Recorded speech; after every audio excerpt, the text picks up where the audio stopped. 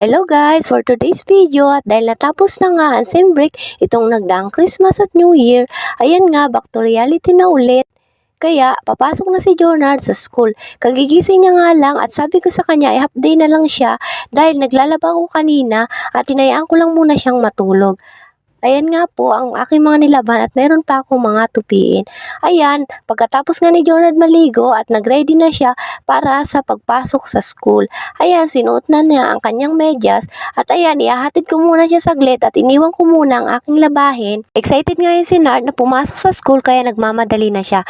At pagkadating ko nga, nagbanlaw lang ako saglit at nalaman ko mag-alauna na pala at kakain na muna ako. Nanghiram nga muna ako dito sa mga barya ni Nard na naagaw niya nung New Year. Kaya ayan, kain po tayo guys. Kaya bumili muna ako ng aking uulamin. At ayan, kakain na ako. At habang kumakain ako, yung pusa na yan ay nangungulit kanina, kaya binigay ko sa kanya ang kanyang pagkain. At ayan, pinipikit naman niya ang kanyang mata para hindi niya makita ang kanyang cat food. At nung alas 3 na nga, sinundo ko si Nard, pinagupitan ko nga si Nard bago ko siya sunduin dahil promise ko yun sa kanya.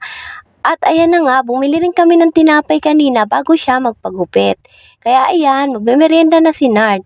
Hanggang dito na lang po. Maraming salamat po sa panonood.